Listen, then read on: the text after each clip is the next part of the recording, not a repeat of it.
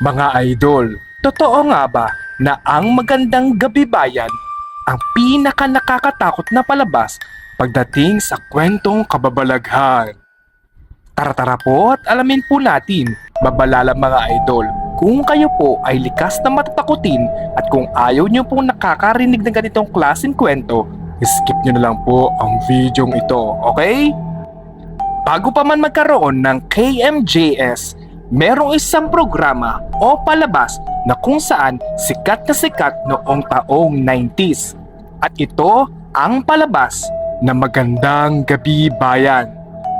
Ang Magandang Gabi Bayan ay nagmula sa istasyon ng ABS-CBN at pinangungunahan ito na sikat at tanyag na newscaster na si Mr. Noli De Castro.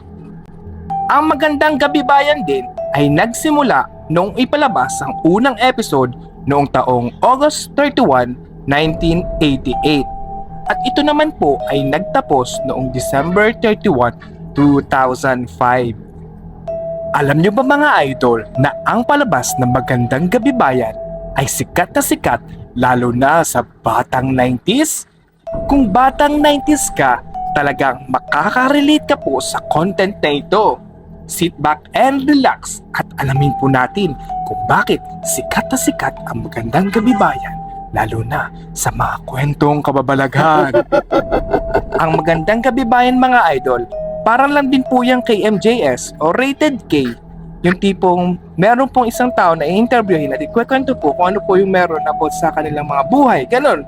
Pero mas nakilala po ang Magandang Gabi Bayan pagdating sa Halloween special. Dahil sa nakakatindig balahibo po mga episode na pinapalabas dito. At lalo na po kapag narinig na po ang boses ni Kabayan Noli De Castro. At ito po ang maririnig nyo sa introduction. Ganyan po. Magandang gabi, bayan. Ngayong gabi, kami muling makikiusap sa mga matatakutin Kakatakot mga na huwag munang manood sa ating Alam episode nyo mga idol, kapag O kaya'y lang po narinig yan sama-sama kayong manood. sapagkat hindi lamang kwento ng talagang multo, sobra po talagang nakakatakot. taong itim, Panindig na ng balahibo. couple, at white lady, Ganyan at po. iba pang maligno ang Ganyan sa inyo. katindi yung impact Makalipas sa mga batang 90s na madalas na. palabas na to.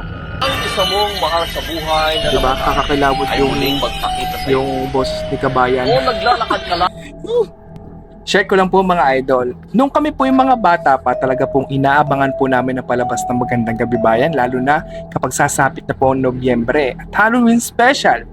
Dahil samot-sari po mga kwento kababalaghan po ang pinapakita nila at pinapalabas.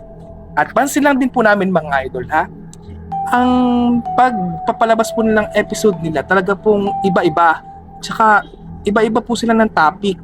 Kumbaga po, may tungkol sa white lady, may tungkol sa kapre, maligno, ganun. Para po may variety po siya. Pero yung mga gumagala po mismo doon sa episode, talagang nakakatakot. Paano ko ba i-explain? Yung tipong mga random people po sila na hindi mo naman masasabing nag-acting sila pero parang nandun po kayo sa totoong senaryo ng palabas. Gets nyo ba mga idol? Okay, ito. Ipapaliwanag ko po sa inyo. Di ba po, ngayon sa mga programa, may nakikita na po tayong mga edited na po, mga artistang gumaganap na natatakot. Pero dun po sa Magandang Gabi Bayan, random people lang po sila na sabihin po natin na meron po silang script pero hindi mo po siya mahahalatang scripted dahil sa flow ng kwento, magaling po silang magagaling po silang mag-reenactment. Yun. Kasi sa palabas po ngayon, aminin po natin, minsan may edited na, tapos may mga visual effects pa. Doon po talaga sa Magandang Gabi Bayan, talagang totoong scene. Ako sa halimbawa, minsan nasa sementeryo, minsan nasa gubat, na animoy, bigla lang may lalabas na multo, maligno, gayon, basta. Para saan lang mga idol ha? Parang mas gusto kong random people po yung gumaganap sa mga horror special or episode kasi pag artista po kasi alam na po natin na nag-acting lang po sila pero pag random people parang nararamdaman nyo na sila mismo yung nasa kwento, sila mismo yung naka-experience, ganun. Parang true to life talaga kapag napanood nyo po yung Magandang Gabi Bayan. At ang mga nagustuhan ko rin po sa palabas na Magandang Gabi Bayan, yung mga gumagana po ng ghost, maligno, napakaganda po ng kanilang mga costume at saka ng kanilang mga makeup. Talaga po nakakapukaw ng atensyon at nakakatakot po pag pinanood ninyo. Promise. Yung tipong nasa imagination po natin na itsura ng multo, ganun-ganun po talaga sa Magandang Gabi Bayan mga idol. Kung gusto nyo po mapanood, meron po yung sa YouTube channel nila. Mga idol, meron din po kami natatandaan na episode na kung saan sobra rin po kami natakot. At yung episode na yan po, yung parang batang babae na bigla na lang tumakbo sa video, tumawid, na napakabilis. Anino lang po siya, napakabilis. Nakuhanan po yan ng video. Yan po mga idol, yun po yung episode, panoorin po natin. Na-transfer ko na sa VHS. Yan mga idol, meron po dyan mga bata nagbibideo kung bagay nagbablog ng Nakita ko mga may itim na araw. dumaan. Eh, sabi ko Tapos, magbabasketball po ata sila, may training po sila. Kaya lang, habang nagja-jogging po sila, bigla na lang pong meron silang nakuhanan o napansin, pag-uwi po ng kanilang bahay, may isang batang babaeng tumawid na napakabilis na pagkakaitim. Ano yung may parang taong grasa or parang sabihin po natin maligno. Kita-kita po, may slow-mo pa po yan. Talagang doon lang ako nakapo. Yan po mga Wala idol. sila. Nakakatakot.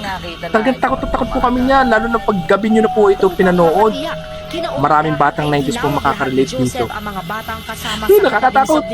Para po malaman nyo kung gaano kakatakot ang palabas na ito, hanapin nyo rin po. Meron din po silang YouTube channel. Hanapin nyo po Magandang Gabi Bayan na episode. Talaga pong titindig ang balahibo ninyo.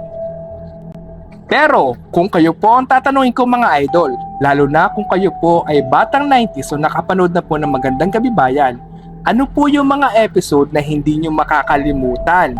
At ano po yung mga topic ang gustong-gusto nyo ipalabas ng Magandang Gabi Bayan? At mga idol, gusto nyo rin po ba na in the future, bumalik ang segment ng Magandang Gabi Bayan, lalo na kapag Halloween special? At gano'n na rin po ba ninyo namimiss ang palabas na Magandang Gabi Bayan? Comment nyo nga po sa comment section at ishare nyo na po ang video ito sa mga friends nyo para malaman din po nila kung bakit na ang Magandang Gabi Bayan ay isa sa pinaka-nakakatakot na news magazine program dito sa Pilipinas noong taong 1990s. Kyot!